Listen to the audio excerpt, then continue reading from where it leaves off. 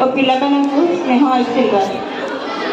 पिला तुम्हें मैंने समस्ते जाच आज हूँ पवित्र गुरु दिवस डॉक्टर सर्वपल्ली राधाकृष्णन का जन्म दिवस।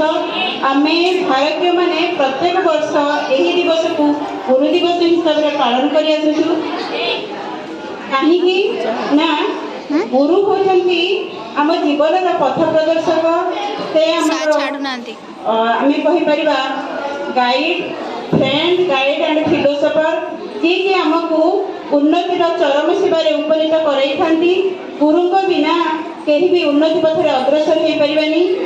आम भारत हूँ एक गुरु गौरवर देश। यह आज परंपरा नुहे गुरु गौरवर परंपरा क्यों ऐतिह्य काल चली आसुची। तेणु आम समस्ते आम जीवन में गुरुंर आदर्श द्वारा अनुप्राणित होगा कार्य लगाइले आम निश्चित भाव में उन्नतिर शीर्ष स्थान में पहुँची पार।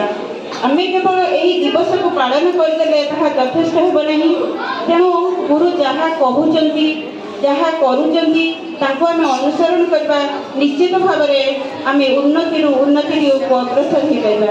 तेणु जो सर्वपल्ली राधाकृष्णन जड़े विचक्ष राजनैतिक थे संगे संगे जड़े विख्यात प्रोफेसर थे अनेक छात्र से सृष्टि करते जन्म दिवस को बहुत आडंबर पालन करते निजे चाहिए ना मोर ये जन्म दिवस को तुम्हें मैंने स्वतंत्र भाव पालन न करी समस्ते जदि यही दिवस को गुरु मान उद्देश्य उत्सर्गीकृत कर बहुत खुशी हुई।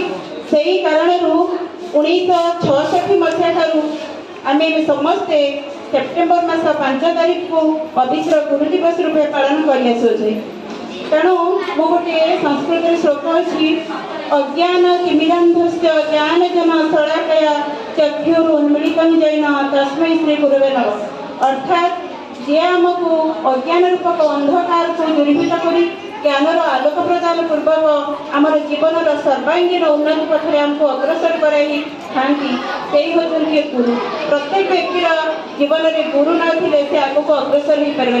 आम मानकर गुरु अच्छा आम आज दिवस समस्ते आम गुरु मान धन्यवाद देवा कृतज्ञता देवा से स्मरण करने प्रणाम करने सम्मान देखा।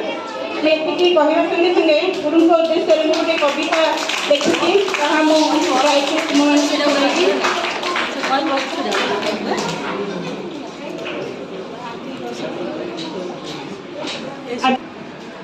कवितार नाम